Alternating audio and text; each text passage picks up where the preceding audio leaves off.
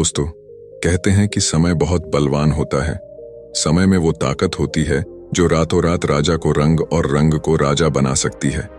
विद्वानों ने भी कहा है कि होनी बहुत बलवान होती है। विधि के विधान को कोई नहीं मिटा पाया। क्या यह बात सच है? क्या एक झूठ? चलिए एक पौराणिक कहानी के माध्यम से इस बात को समझाने का प्रयास करते हैं। दोस्तों, यह कहानी बड़ी ही शिक्षाप्रद, महत्वपूर्ण और ज्ञानवर्धक है। मेरा आपसे निवेदन है कि कहानी के अंत तक हमारे साथ में बने रहना। नमस्कार दोस्तों, बोधि थिंक्स बाय यूट्यूब चैनल में आपका दिल से स्वागत है। बहुत समय पहले की बात है। एक नगर से दूर एक महात्मा का आश्रम था। वह सभी शास्त्रों और वेदों का ज्ञान रखते थे। उसके चर्चे बहुत दूर दूर तक फैले हुए थे। उसके पास दूर दूर से लोग अपना भाग्य दिखाने के लिए आते थे। वह महात्मा बहुत ही ज्ञानी थे। जिन लोगों का भी भाग्य देखकर उन्हें बताते थे, वह बात सच साबित होती थी। दूर से ही उनका भाग्य पढ़कर यह बता देते थे कि उनके भाग्य में क्या लिखा हुआ है। भूतकाल, भविष्य और वर्तमान तीनों कालों का ज्ञान रखते थे। उसी नगर में एक पति और उसकी पत्नी रहते थे। उसकी पत्नी धर्म और आस्था में बहुत विश्वास रखती थी। उनके कोई संतान नहीं थी। गांव के लोगों से सुना था कि गांव में एक महात्मा है जो किसी का भी भाग्य बता देते हैं कि उसके भाग्य में क्या लिखा है। उन्होंने सोचा कि क्यों ना हम भी एक बार उस महात्मा के दर्शन कर, और अगली सुबह वह पंडित और उसकी पत्नी उस महात्मा से मिलने के लिए निकल जाते हैं। वे दोनों उस महात्मा के आश्रम आकर रोने लग जाते हैं। महात्मा दोनों को चुप कराते हुए पूछते हैं, बेटा रो मत, तुम्हें क्या दुख है मुझे बताओ, मैं कोई ना कोई समाधान जरूर निकाल लूंगा। तब पंडित कहता है, गुरुदेव, हमारे कोई संतान नहीं है। यह दुख हम दोनों को हर दिन अंदर सिखाता रहता है। हमने आपका बहुत नाम सुना है, तभी हम आपके पास आए हैं। आप हमारा भाग्य देखकर बताओ कि हमारे जीवन में पुत्र सुख है या नहीं। फिर महात्मा कहते हैं, तुम चिंता मत करो। तभी महात्मा पंडित की पत्नी को आश्रम के मंदिर से 2 सेब लाकर देता है और कहता है, इनको आप दोनों पति पत्नी खा लेना, तुम्हें अवश्य ही संतान प्राप्ति होगी। उसके बाद वह दोनों महात्मा को प्रणाम करके वहां से अपने घर चले आते हैं। कुछ महीनों के बाद वैसा ही होता है। 1 साल के बाद उनके घर पुत्र का जन्म होता है। पंडित और उसकी पत्नी बहुत खुश थे। पंडित अपनी पत्नी से कहता है कि क्यों ना हम महात्मा को अपने घर बुलाकर उनकी सेवा करें। फिर पंडित उस महात्मा को अपने घर बुलाते हैं और उनकी सेवा करता है। और पंडित अपने बेटे का नामकरण करवाता है और उसके बेटे का नाम अर्जुन रखते हैं। तभी पंडित कहता है, गुरुदेव, आप हमारे बच्चे का भविष्य देखकर बताओ कि हमारा पुत्र जीवन में क्या करेगा। तभी वह महात्मा कहता है, अभी इसको बड़ा होने दो। जब इसकी आयु 8 वर्ष की हो जाए तब इसको मेरे पास लेकर आना, मैं इसका भाग्य अवश्य बता दूंगा। यह बोलकर महात्मा वहां से चले आते हैं। धीरे धीरे समय गुजरता गया। पंडित का बेटा अब 8 वर्ष का हो गया था। एक दिन पंडित अपने बेटे को लेकर उस गुरु के आश्रम जाते हैं तो वह देखते हैं कि वहां लोगों की भीड़ लगी हुई थी। तब पंडित का लड़का पंडित से पूछता है, पिताजी, यह सब क्या हो रहा है? तब पंडित अपने बच्चे को बताता है कि यह महात्मा त्रिकालदर्शी है। इनको भविष्य का पता चल जाता है। यह सब लोग अपने अपने भविष्य का पता करने यहाँ आए हुए हैं। तब वह पंडित का लड़का उन गुरुदेव के पास जाता है और कहता है, गुरुदेव, आप मेरा भी भविष्य देखो ना। उस छोटे बालक की बात सुनकर गुरुदेव पहले तो मना कर देते हैं, लेकिन बाद में बच्चे की जिद पर मान जाते हैं और उससे कहते हैं, बेटा, मैं तुम्हारा भाग्य देखता हूं, तुम मेरे सामने आकर बैठ जाओ। फिर महात्मा उस पंडित पुत्र का भाग्य देखने लगता है। उस महात्मा ने अपने ग्रंथ को खोला और फिर पंडित पुत्र के ललाट को देखा। जब उसने गणना की तो महात्मा ने देखा कि पंडित के पुत्र का विवाह तो एक नीच कुल की कन्या के साथ होना लिखा है। जब उसने यह देखा तो वह सोचने लगा कि अब क्या होगा। यह जाति से उच्च कुल का ब्राह्मण है और इसके पुत्र का विवाह नीच कुल की लड़की से होगा। यदि ऐसा हो गया तो यह कहीं का नहीं रहेगा और किसी को अपना मुंह दिखाने लायक भी नहीं रहेगा। महात्मा यह सब बात उस पंडित को बता देता है। पंडित यह सुनकर कहता है, गुरुदेव, नहीं नहीं, मैं ऐसा नहीं होने दूंगा। जब मैंने भाग्य जान लिया तो मैं भाग्य को बदल दूंगा।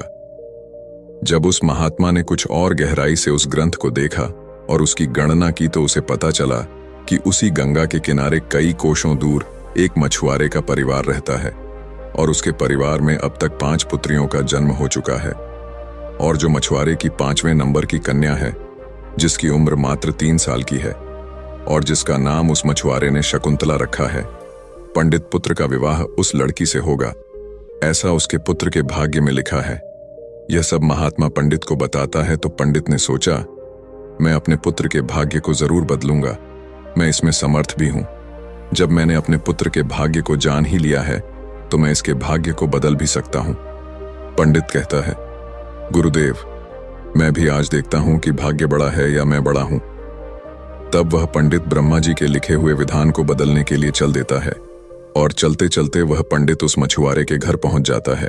जब उस मछुआरे ने देखा कि उज्जैन के एक महान पंडित उसके द्वार पर खड़े हैं तो उस मछुआरे ने उस पंडित का बड़ा ही आदर सत्कार किया और कहने लगा, मुझ गरीब की कुटिया में आप पधारे हैं, यह तो मेरे लिए सौभाग्य की बात है। पंडित कहने लगा, हे मछुआरे, मैं किसी उद्देश्य से तुम्हारे पास आया हूं। मैं तुमसे यह जानना चाहता हूं कि तुम्हारे घर में किसी 3 साल की कन्या ने जन्म लिया है। तो मछुआरा कहने लगा, हाँ, हमारे घर में एक पुत्री ने जन्म लिया है जिसकी आयु अभी 3 वर्ष होगी। पंडित ने कहा, क्या उसका नाम शकुंतला है? तो मछुआरे ने कहा, जी पंडित जी, उसका नाम शकुंतला है। पंडित ने कहा, हे मछुआरे, मेरा गुरु त्रिकालदर्शी है, उन्होंने मुझे कुछ मंत्र दिए हैं। मैं तो इस रास्ते से जा रहा था तो मैंने देखा तुम पर तो बड़ा गौर संकट आने वाला है। जब तक तुम्हारी सबसे छोटी पुत्री तुम्हारे घर में रहेगी तब तक तुम्हें पुत्र की प्राप्ति नहीं होगी। यदि तुम अपने घर के आंगन में पुत्र खेलता हुआ देखना चाहते हो तो तुम्हें अपनी छोटी पुत्री को अपने घर से दूर भगाना होगा। पंडित के ऐसे वचनों को सुनकर मछुआरा बोला, पंडित जी, अभी वह तो नवजात बालिका है, उसकी आयु तो भी मात्र 3 वर्ष की है, मैं उसे ऐसी हालत में कहां छोड़ सकता हूं? पंडित ने कहा, हे मछुआरे, जब मैं तुम्हें यह बता सकता हूं तो मैं तुम्हारी सहायता भी कर सकता हूं। हे पंडित, उसे कहते हैं कि मेरी कोई पुत्री नहीं है। तुम एक काम करो, तुम अपनी इस कन्या को मुझे दे दो, मैं इसका पालन पोषण करूंगा और जब यह बड़ी हो जाएगी तो मैं अच्छा सा वर ढूंढकर इसका विवाह भी कर दूंगा। फिर वह मछुआरा पुत्र की लालसा में अपनी नवजात पुत्री को उस पंडित को दे देता है। पंडित मन ही मन बहुत खुश होता है और उस छोटी सी कन्या को लेकर चल देता है। चलते चलते वह पंडित सोचता है कि इस कन्या को मैंने मार दिया तो मुझे बाल हत्या का पाप लग जाएगा। फिर उस कन्या से छुटकारा पाने के लिए वह पंडित एक लोहार के पास जाता है और उस लोहार से एक लकड़ी का एक छोटा सा बक्सा बनवा है और उस बक्से में वह उस नवजात कन्या को सुलाकर नदी के जल में प्रवाहित कर देता है। और पंडित सोचने लगता है कि यह बक्सा कुछ दूर ही जाएगा और अपने आप ही डूब जाएगा और यह लड़की भी मर जाएगी। इस तरह इससे मेरा पीछा छूट जाएगा और मुझे बाल हत्या का पाप भी नहीं लगेगा। और वह पंडित अपने घर चले जाता है। परंतु इस दुनिया का क्या कोई ऐसा व्यक्ति है जो किसी के भाग्य को बदल सके? क्योंकि उस लड़की के भाग्य में जीवन लिखा हुआ था, जिस कारण से वह बक्सा उस नदी के जल में नहीं डूबता है और नदी उसे बहाते हुए एक गांव के पास किनारे पर ले जाती है। उधर उस गांव का पंडित सुबह सुबह स्नान करने के लिए आता है तो उस पंडित की नजर उस बक्से पर पड़ती है। जब वह पंडित उस बक्से को खोलता है तो वह देखता है कि बक्से के अंदर बहुत ही सुंदर कन्या लेटी हुई अपने पैर के अंगूठे को चूस रही है। वह पंडित संतानहीन था और गंगा जी से रोज संतान प्राप्ति की प्रार्थना करता था। उस बच्ची को देखकर वह पंडित सोचने लगा कि गंगा जी ने मेरे लिए इस पुत्री को मेरी संतान बनने के लिए ही भेजा है और मेरी प्रार्थना गंगा जी ने स्वीकार कर ली है। और इस तरह वह पंडित उस कन्या को लेकर अपने घर के लिए चल देता है। जब पंडित अपने घर पहुंचा और उस पुत्री को अपनी पत्नी को दिखाया तो उसकी पत्नी कहने लगी, आप यह किसकी पुत्री ले आए? यह बड़ी ही सुंदर है। तो पंडित जी कहने लगे, गंगा जी ने हमारी प्रार्थना स्वीकार कर ली और इस कन्या को हमारी संतान के रूप में हमारी झोली में डाल दी है। आज से हमारी यह इकलौती पुत्री है। इसका हम बड़े अच्छे से पालन पोषण करेंगे और इसे अच्छे संस्कार देंगे। इसे किसी चीज की कोई कमी नहीं होने देंगे। इस प्रकार वह पंडित और उसकी पत्नी उस कन्या का पालन पोषण करने लगे। समय गुजरा और समय के साथ साथ वह कन्या भी बड़ी हुई।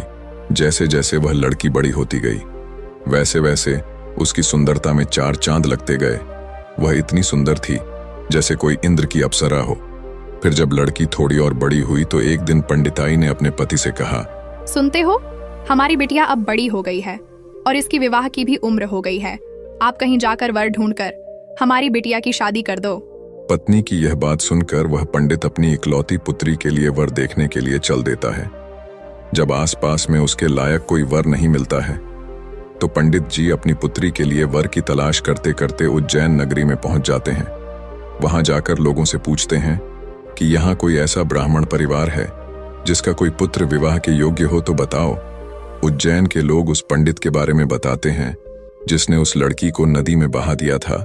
उनका बहुत ही संस्कारी परिवार है और उन पंडित का एक इकलौता पुत्र है और उसकी उम्र भी विवाह के योग्य है। पंडित जी, आपकी बात उन पंडित के पास बन जाए तो आपकी पुत्री बहुत ही सुखी रहेगी। उन लोगों की बात सुनकर पंडित जी उस पंडित के घर अपनी बेटी की शादी करने के लिए चल देता है। जब वह पंडित के घर पहुंचे और उस पंडित से